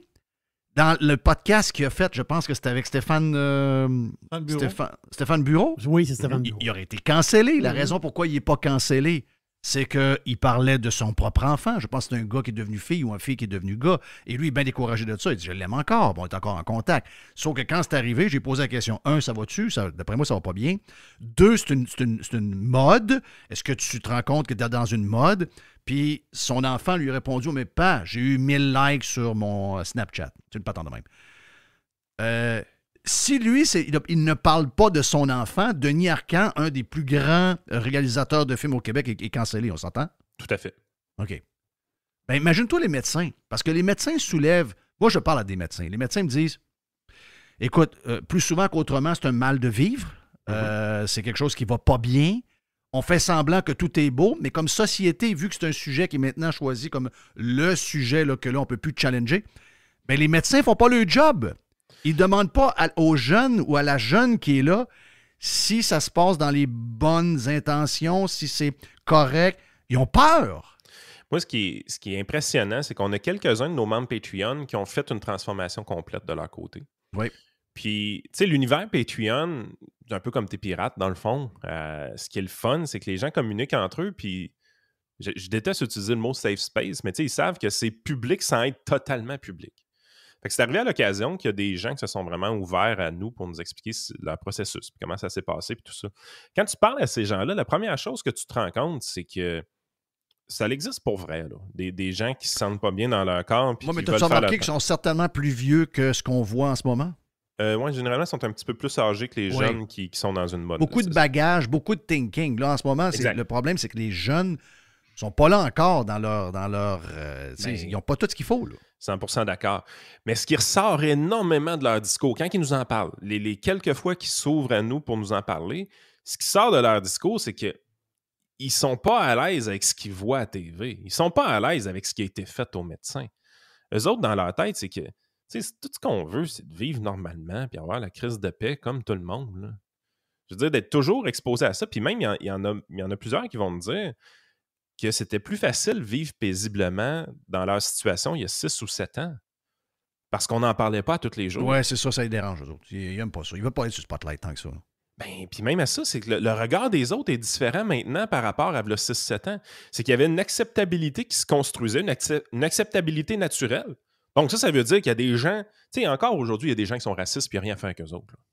Mais il y a une acceptabilité sociale au niveau de la race qui est implantée depuis longtemps. Mais on ne nous l'a pas rentré dans la gorge. Ça a pris du temps, mais ça s'est fait. Ça se passait au niveau des trans. Cette acceptabilité-là, elle grimpait tranquillement. Mais là, en les surexposant dans des affaires complètement débiles, des nouvelles à chaque jour, ils sont en train de faire des pas de reculons. Ils sentent eux-mêmes qu'ils reculent dans leur avancement de leur cause. Ouais, leur cause étant un jour avoir la crise de paix comme tout le monde. Là. Oui. Moi, je pense que les gens plus âgés qui le font, il y a un très, très long processus. Puis moi, je fais partie de... on fait ce qu'on veut dans la vie. Hein. On vit notre vie comme on veut bien la vivre, puis les gens font ce qu'ils veulent. Tout le transfert de... Tu sais, moi aussi, j'en ai une couple là, qui sont pirates. Puis eux autres, ils disent, regarde, moi, je me bats pas. Là, tu sais, je suis devenu femme, mais c'est marqué M sur mon passeport, puis je commencerai pas à... Je commencerai pas à me battre avec ça. Je sais très bien qu'à la naissance, je suis né homme. Tu sais, je veux dire, dans le tête, c'est pas un débat. Ça, j'appelle ça des preuves d'équilibre, des preuves que tu es bien avec toi-même. T'es bien, tu sais, ça a été bénéfique pour eux de le faire. C'est ça. Mais par contre, j'ai des parents que leur enfant l'a fait. OK, leur enfant. Leurs jeunes adultes l'ont fait. Puis, eux autres, ce qui leur font mal, c'est que dans la société... Ce que c'est devenu, là, c'est qu'ils ne peuvent pas parler avec personne. Ils ne peuvent même pas l'adresser avec leurs enfants parce qu'eux savent que leur enfant ne va pas, là. Tu sais, puis il s'est en allé là parce qu'il ne va pas. OK? Puis où il va être dans 2 ans, ils ne savent pas. Puis lui non plus, il ne sait pas. Il pense qu'il va être de même pour tout le temps, mais il ne sait pas parce qu'il ne va pas. Mais vu que c'est devenu un genre de... Comment est-ce que je pourrais dire? C'est devenu quasiment... c'est comme un sujet qu'on ne peut plus aborder. Il n'y a personne pour les aider. Non, vous devez accepter ça. Ben oui, mais c'est pas ce que je dis. On accepte ce que nos enfants vont devenir. On n'a pas de misère avec ça, mais je sais que mon enfant, s'il est là, c'est qu'il souffre. C'est plus gros que ça. Non, c'est normal. Vous êtes en réaction. Ouais, c'est ça, t'es réactionnaire. Ben oui, mais c'est pas ça. On veut que nos enfants soient heureux, c'est ça en premier comme parents qu'on veut. Il y a un témoignage dans Madness of Crowds, qui est un livre que j'ai vraiment apprécié de ce côté-là, qui parle de tous ces grands débats-là, puis il part vraiment du début. Là. Il parle du racisme, du sexisme, puis il parle justement des mouvements antiracistes, des mouvements féministes. Puis il arrive éventuellement dans le mouvement LGBTQ. Puis il y a une histoire qui est racontée à l'intérieur que je trouve vraiment fascinante. C'est un jeune de mémoire en Angleterre qui commence une transformation à l'aide d'hormones à l'âge de 14 ou 15 ans à peu près. Puis, il était conscient d'une chose. On lui avait dit, ou du moins il avait lu de son côté, qu'après 2 ans de prise d'hormones, il y avait des choses qui devenaient carrément irréversibles. Vraiment, là, qu'il ne pourrait pas revenir en arrière, surtout qu'il est en pleine croissance, et ainsi de suite. Puis, il a trouvé énormément de facilité à avoir toute l'information qu'il avait besoin pour commencer la transition. Il y avait des ressources, il y avait des centres, il y avait du financement public, c'était débile. Il manquait pas de ressources pour aider de ce côté-là. Les premières choses qu'il a observées avec la prise d'hormones de son côté, c'est que ses goûts ont changé. Ses goûts de films à écouter, d'activités sociales qu'il voulait réaliser ont carrément changé. Puis ça a pris du temps avant qu'il s'en aperçoive, mais c'est la prise d'hormones qui l'a amené là. Puis évidemment, lui, ce qui l'avait marqué, c'était le timeline, le fameux 2 ans, la fameuse barrière d'irréversibilité qu'il y avait de son côté. Puis après 18 mois ou quelque chose comme ça, la chienne, il a pogné. Il était plus sûr. Puis là, il avait besoin d'aide. Besoin d'aide parce qu'il y avait une grosse remise en question. Tu sais, il avait fait tu vas me dire qu'ils ont essayé de le convaincre que son choix était le bon. Il n'y avait plus de ressources. OK. Il n'était pas capable de trouver des ressources. Ben oui, mais c'est une patate chaude. C'est ça, là. Qui veut s'impliquer, là? C'est une patate chaude, la patente. Puis il dit là, j'en avais vraiment besoin parce que moi, je paniquais, là, tu sais, ma limite de 2 ans arrive, là, tu sais, dans ma tête, là, dépasser ce 2 ans-là, c'est à jamais. Puis il dit, je remettais tout ça en question, j'étais plus sûr que je voulais le faire, puis la chienne, il a carrément pogné, là. Puis pas capable d'avoir des ressources en nulle part. Besoin de soutien dans une situation comme ça, là. Viens me voir. Mais tu comprends un peu l'idée, c'est... Tu sens que...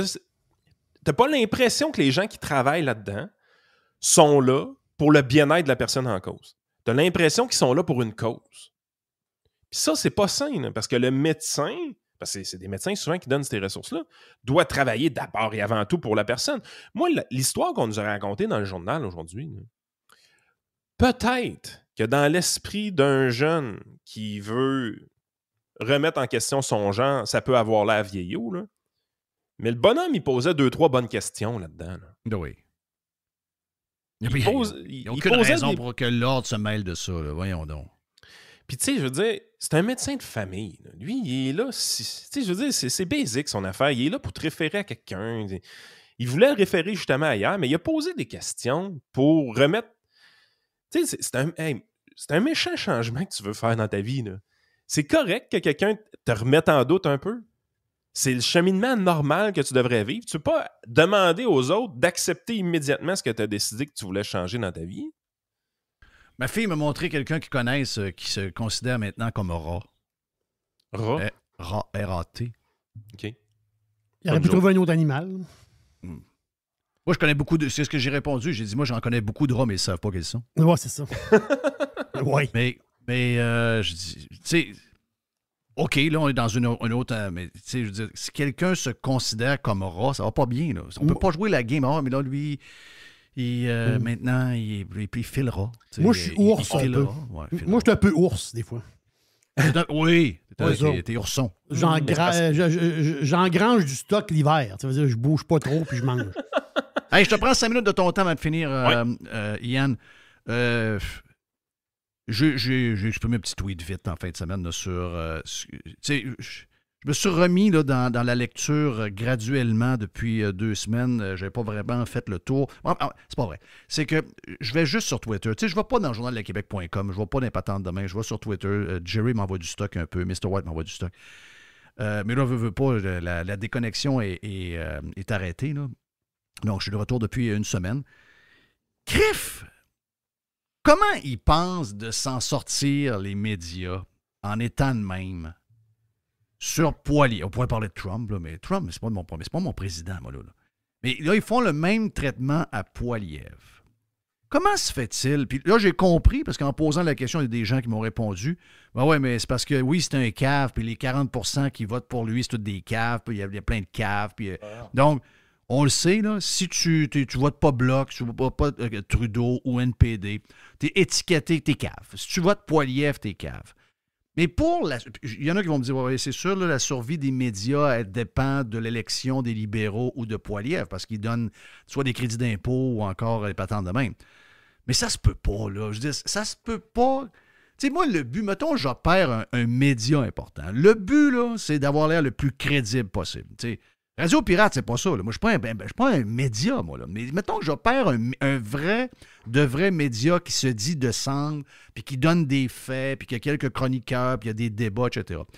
Je m'assure à tous les jours que quand j'ai un article qui traite Poilievre de pas bon ou de cave, que je vais en avoir un le lendemain qui va dire l'inverse, puis ou encore un qui va aller sur le même chemin, mais sur Trudeau ou encore sur le Bloc. Tu sais, je vais essayer, je sais que c'est pas évident, mais je vais essayer que quand je finis ma semaine, je suis pas polarisé, je suis pas activiste d'un bord, j'ai vraiment essayé de fournir le plus large inventaire d'informations et de commentaires sur tout ce qui bouge.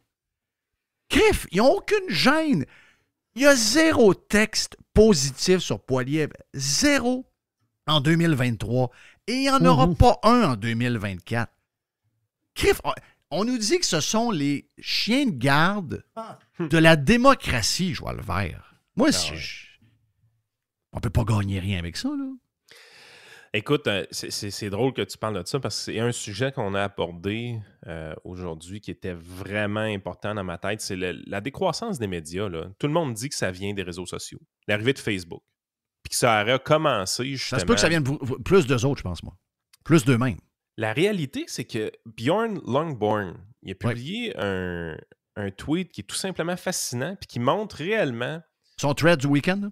Oui, l'élément déclencheur des médias de leur côté. Quand est-ce que ça a commencé à aller mal? Tu vois que de 1850 à 1980 à peu près, là, l'entièreté de cette période-là, si tu mesures la quantité de nouvelles positives et négatives dans les médias, puis tu balances ça, généralement, tu es du côté positif de la chose. Moi, j'avais dans la tête que les médias, ça a toujours été négatif. Je suis né en 1984. Oui, c'est ça. Mais la game, c'est que avant les années 80, c'était relativement plus positif que négatif. Et là, j'inclus des périodes comme les guerres mondiales et la crise économique de 1929, là, dans cette période de temps. Oui, c'est ça. C'est pas bien rose. Ce qui est complètement fou dans la recherche qu'il a présentée, c'est qu'aujourd'hui, en 2024, les nouvelles sont plus pessimistes qu'en 1929, puis en 1939, puis en 1914. Là, t'es là, tu te dis, ben, my God, ça se peut pas, man. Dans des guerres mondiales, t'as des crashs boursiers absolument gigantesques. Ils choisissent. Tu sais, moi, Brock, je le suis depuis toujours. Là.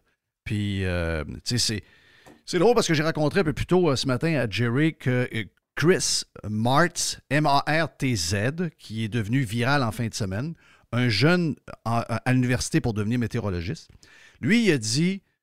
puis moi, je le suis depuis des années, Chris, parce qu'il fait des bons tweets. Puis je sais que c'est un kid, là. J'ai commencé à le suivre, il n'y avait pas de poils. Là.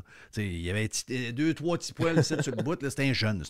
Mais il a des couilles, le Flo. OK? Il s'en va contre vents et marées. Puis lui, il est payé pareil à notre Suédois. Il sait le climat change. Il sait telle affaire. Il sait un paquet d'affaires. Il est en science, il est là-dedans. Sauf qu'il dit... Toutes les histoires de taxes, ça n'empêchera rien.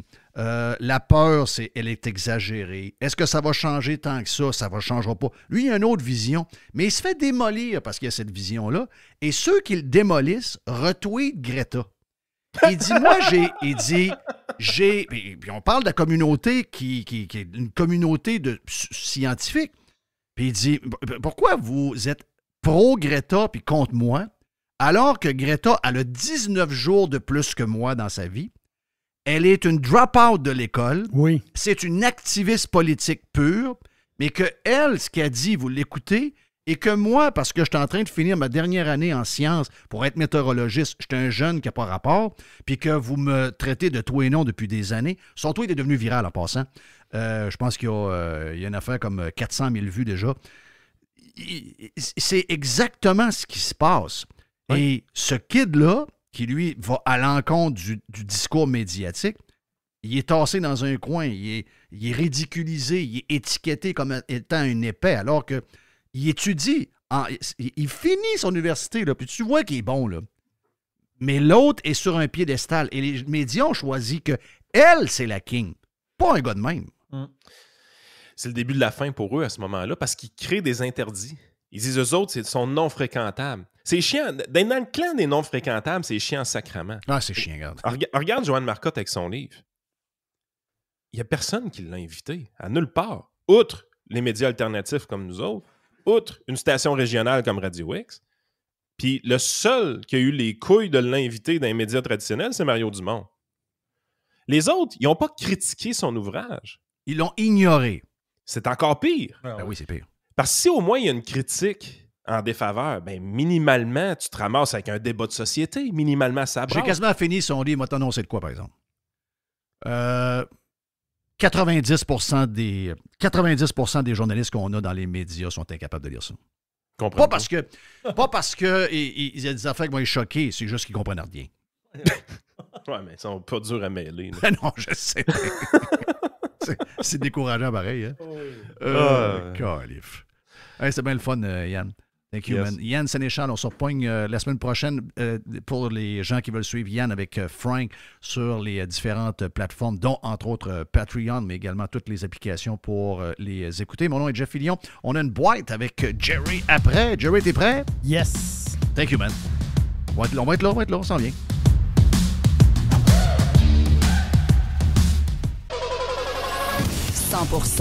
Jeff Fillion.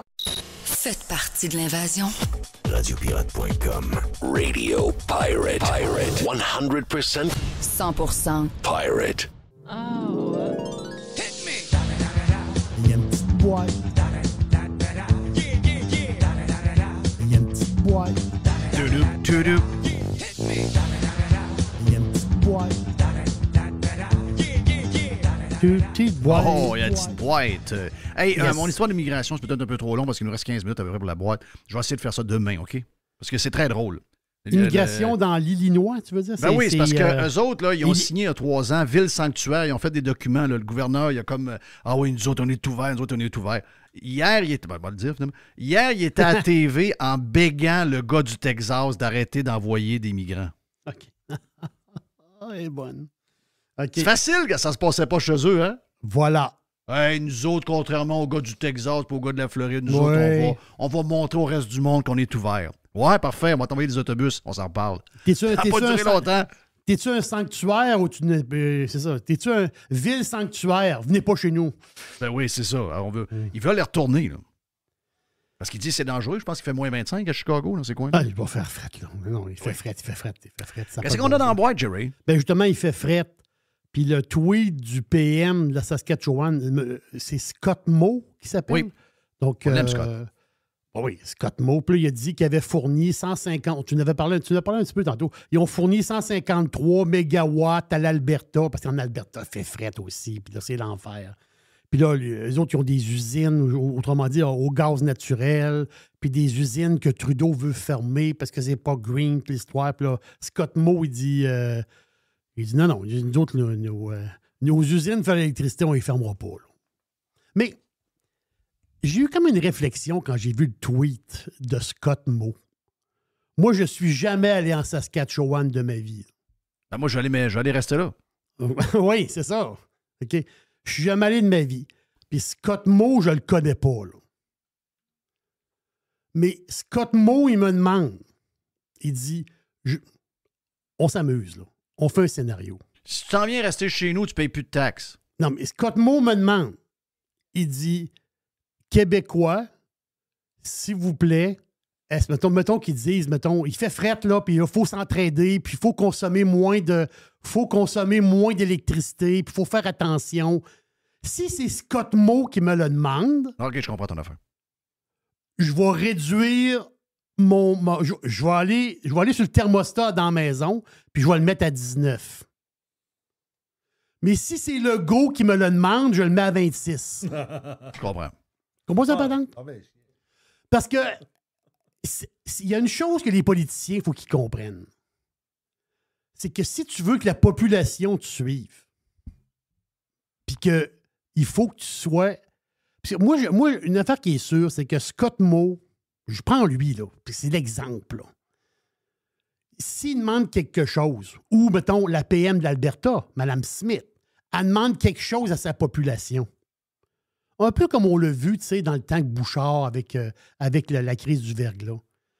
Quand ton PM, quand il arrive un drame ou il arrive un problème majeur... Que tu le sens empathique. Tu le sens empathique, puis tu le sens que le gars ne viendra pas te crosser 6 mois après. Il faut que les politiciens apprennent de ça. Bon, ben là, on a une vague, là. Je demanderais à tous les Québécois de rester à la maison. On va vous empêcher de sortir de la maison le 31 décembre à 8 heures. C'est terminé. Si jamais vous sortez dehors, il y aura de la police pour vous arrêter et il y a des amendes jusqu'à 5 000 $, là. Quand Fitzgibbon te demande de jouer après ton thermostat, moi, Fitzgibbon, je veux rien savoir de lui. Comment ça, patente, là? Et là, l'histoire, c'est que ça prend des politiciens honnêtes envers sa population. Et quand il arrive un drame ou il arrive un problème majeur, puis là, tu sens que tu le fais pour la société, tu le fais pour ta société, tu le fais pour le monde, puis tu le fais pour ton gouvernement, que tu sais que ces politiciens-là, c'est pas du monde qui vont venir te jouer dans le dos 6 mois plus tard. C'est aussi simple que ça. Moi, Scott Moe me demande, il dit « Hey, Jerry, toi, tu restes à Beauport, mets ton thermostat à 19, je vais le mettre à 19, je vais te dire que je vais essayer de vous aider. » On parle pour parler, là. On s'entend-tu? Mais le go me le demande, je veux rien savoir. Puis Fitzgibbon me le demande, je veux rien savoir. Tes histoires de lave-vaisselle à 3 heures du matin, je veux rien savoir de tes histoires. Et c'est ça, la confiance envers un politicien. Oui, c'est sûr que quand t'es détestable, il n'y a rien qui passe. C'est une réflexion que j'ai eue quand j'ai vu oui, quand t'es détestable, il n'y a rien qui passe. Hey, l'histoire de la machine à faire fondre la neige, pas pire, ça. La fondeuse à neige. Grosse machine, la fondeuse à neige. Ah, c'est green. Mais où, cette machine-là? Il y en a une à Beauport. Je pense que c'est un centre d'achat à Beauport qui en a une. Puis il y en a une autre aussi quelque part. Là. Ben moi, j'en ai vu à Boston, là, mais je ne savais pas qu'on avait au Québec. Oui, il y en a au Québec. OK, donc, mais à 2,50$ le litre de diesel à Québec, qui c'est qui paye pour ça, là? C'est 80 tonnes de neige. Tu fais fondre ça en 1 heure. Okay. Donc, c'est 10 trucks 10 roues. Tu sais, le 10 roues, là, tu le remplis bien full. Là. C'est 10 roues. Puis ça coûte 350 litres de diesel à l'heure. Et si boire. Pour faire fondre la patente. Moi, mes autres, ils se disent, le truck, il n'est pas là à donc. Tu sais, le truck, il roule pas. D'après moi, si tu fais le calcul, t'es mieux que les trucks. C'est mon feeling de même, là. Non, mais on sait qu'ils voulaient comme nous dire que c'était comme green. Ah oui, OK, parfait. S'ils veulent croire ça, on va laisser croire ça. 350 litres de diesel à l'heure. C'est ce que j'ai lu, là. My God. C'est ce que j'ai lu. Ça chauffe, là. Écoute, c'est pas green. Jeff, on aime, là, mais c'est pas green. Tu remplis ça de neige, imagine-toi. Il faut faire fondre ça en 1 heure. Faut que ça chauffe. L'autre histoire, ça, c'est une histoire du dôme. Mais ça, c'est le dôme dans le dôme. La capitale du dôme, c'est Québec. Donc, la capitale du dôme, en ce moment, il y a des préparations pour le tramway. Puis là, ils ont fait beaucoup d'affaires pour le tramway. Là, c'est pas fini, ça, le tramway? Non, c'est pas fini. Non, c'est pas fini. Ça va, je ne sais pas si ça va finir. On va en savoir plus avec la caisse là, au printemps, je pense qu'ils vont nous sortir ça. Parce que là, le maire, il est plus sur le tramway, il est sur les canons à neige. Ah oui, c'est ça. Il veut des canons à neige pour la ville. L'affaire, c'est qu'est-ce qui est spécial, c'est que le quartier, si vous connaissez la ville de Québec, vous connaissez le quartier Limoilou. Donc, le quartier Limoilou, c'est un peu comme le plateau de la ville de Québec. Donc, le quartier Limoilou, il y a des commerçants, ça sont pleins, là, parce qu'ils ont fait des réfections, ils ont ouvert des bouts de rue, c'est la 3e avenue. Autrement dit, les commerçants, ils ont crevé de faim pendant un crible de bout quand ils ont joué là-dedans. Mais ce qui est spécial, puis ça, c'est spécial, là. Non, ça c'est vraiment, ça, c'est spectaculaire. Là. Ils ont fait des fouilles archéologiques. Ça peut. Ils font des fouilles archéologiques. Quand ils ont ouvert les rues, Jeff, ils ont fait des fouilles archéologiques dans Limoilou. Imaginez-vous un instant quand ils vont rouvrir les rues du Vieux-Québec. C'est quoi qu'ils ont trouvé à Limoilou? Des couteaux qu'on prenait dans le temps pour fumer du hache? Je sais pas ce qu'ils ont trouvé à Limoilou. Limoilou. Voyons donc, c'est quoi l'histoire? Non, du remplissage, Limoilou. Limoilou, c'est une c'est un méandre. C'est ça, c'est une swamp. C'est un méandre de rivière. Ben oui. Ils ont fait des fouilles archéologiques dans Limoilou. Imagine-toi. Puis là, ça prend du temps, les fouilles archéologiques. Là. Imagine-toi quand ils vont rouvrir la ville de Québec. je te le dis, là, on s'embarque dans quelque chose d'assez spectaculaire. Là. Si tu fouilles à Limoilou, imagine-toi quand on va creuser à Hauteville. Non, ça va être complètement sauté. Il faut que je te parle d'une affaire. La semaine passée, Alex le geek, notre geek, notre geek pirate, il nous a parlé du CES, tu sais, des nouveautés CES qu'on a capoté.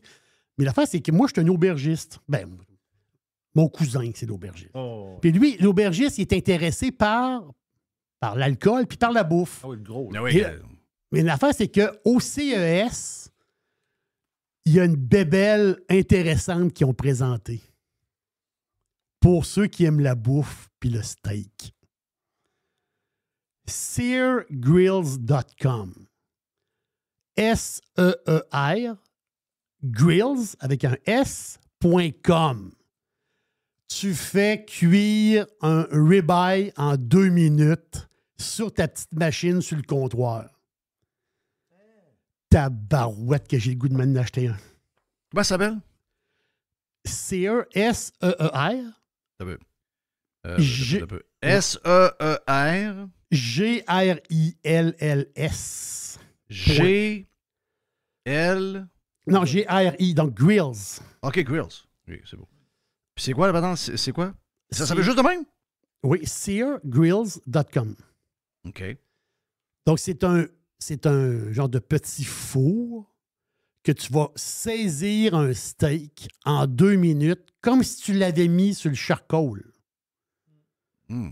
Et tu choisis ta cuisson. Je sais qu'il y a du monde qui le prennent trop cuit, mais tu choisis... Il y a plein de cuissons. Là. Tu choisis ta cuisson. Le steak, il est ultra juicy. Il garde tous ses jus. Combien cette affaire-là? Wow! Je ne sais pas combien ça coûte. Je pense que ça coûte une affaire comme 500 pièces. OK. Ou peut-être même 1000. Ouais, c'est parce qu'ici, ils disent que... il y a un 1000 off. C'est peut-être pas le même produit, là. OK, il y a 1000 de rabais dessus. Il y a 1000 de rabais dessus, donc ça vaut plus que 1000 s'il y a 1000 de rabais dessus. C'est pour ça que je te demande ça. Il y a 1000 de rabais jusqu'au 15 de janvier. Arrête! Oui. OK, pour le spécial CES, donc ils doivent vendre ça 2, 3, 400, 4000 ou 5000, je ne sais pas comment ils vendent ça. Mais cette bébelle-là est vraiment... Non, là, oublie ça, là. Moi, si c'est à 500 pièces, je suis intéressé, mais là, à 5000 US, oublie ça, là. Ouais. Mais c'est capoté pareil, là. Ben oui. C'est tellement facile de scraper un bon steak si vous n'avez pas les bonnes techniques. Ça serait un 3005 de la manière que je vois ça ici. C'est ça, 3005 US? Ouais, OK. Donc, 2005 US avec le rabais jusqu'au 15 de janvier. Jusqu'au 15 de janvier. Ouais, là, je débarque pas mal. Hey, une dernière, mon ami Cherry. Une dernière, Jeff. J'ai écouté, parce qu'on va parler cette semaine, je pense que Mr. White, on va parler avec Régent cette semaine. Donc, il est allé à Box, Régent. Oui, tout un succès, hein? Oui. 10 000 spectateurs. S'il n'y avait pas eu la tempête, il aurait vendu les 1000 billets supplémentaires. Donc, il aurait foulé à la place. Là. Non, c'est vraiment... Hey, ça devait être le bordel, se stationner avec la neige. Tout. C'est beau. Oui, sûrement. Ça finit tard. Là. Ça finit, il était minuit et demi, quasiment 1h du matin. Mais c'est toutes les galas, ça finit toujours très tard. T'sais, le UFC, ça finit tard. Puis la boxe, la boxe, ça finit tard. Mais le jeune qu'on l'a eu, Wilken Mathieu, qu'on l'a eu en studio avec nous autres, le boxeur, le gars de Québec, Wilken Mathieu, il a gagné son combat. Mbili, le Montréalais, a gagné le combat. Mais Jeff, je vais en glisser un petit mot à Régent, là. Beterbiev, là, qui a battu le Britannique. C'était la grande finale. Arthur Beterbiev, qui a battu... Parce que lui, il vient des... lui, je pense que c'est un Tchétchène. Il est installé à Montréal. C'est là qu'il s'entraîne à Montréal. Tout ça, là. Il a démoli le Britannique. Là. Au 6e round, je pense. 6e ou 7e round, il l'a démoli. 7e, je pense. 7e round. Le Britannique avait plus de face. Là. Ça veut dire que c'était une... Yeah! Mais Jeff... Il a défoncé la face. Beterbiev, là, il est 20-0 dans sa carrière. 20 KO. Ou TKO, en fin de compte, tu sais. Il perdra jamais... Je te dis, là, je connais pas ça à la boxe. Là. Il perdra jamais un combat dans sa vie. Hein? Quand le gars était démoli puis que son coach a arrêté, là, Beterbiev, là, c'est comme s'il il sortait de la douche. C'est comme s'il ne s'était pas battu. Puis Régent disait que les spécialistes de la boxe britannique ne voyaient pas de combat là. Ils disaient non, c'est pas qu'ils avaient affaire. Là. Le Britannique qu'ils avaient invité, là, je dis, il va se moquer de l'autre. Là. Parce que le Britannique, si je ne me trompe pas, il avait perdu un seul combat. Oh oui, ça peut être deux de pique. Là. Je pense qu'il a déjà été champion du monde à un moment donné, je pense, dans sa carrière. Mais je te le dis, là, le combat fini, l'arbitre arrête la patente parce que le coach avait été dans le rang. C'est fini. Là. Le gars était mort. Beterbiev, là, on s'en va-tu magasiner? Y a-tu quelque chose? Là? Comment ça va? On se rend-tu... Qu'est-ce qu'on fait là? Tu prends une marche? Le gars, c'est comme s'il ne s'était pas battu. Je capotais. Y a-tu un autre combattant? Il était à peine en sueur. Ce gars-là, il ne perdra jamais de combat. J'ai jamais vu un gars de même. Je te dis, j'ai jamais vu un gars de même. Il ne s'est pas fait toucher du combat. C'est incroyable. Thank you, Jerry. Voilà pour la boîte. Merci à tout le monde. Merci à Mr. White pour la prod. Mon nom est Jeff Fillion. Voilà, lundi est fait. On se reparle. Ben, si vous êtes sur le live, il y a du Prime en masse. Allez vous inscrire sur radiopirate.com. Les autres, tout le monde, on se reparle demain mardi ici.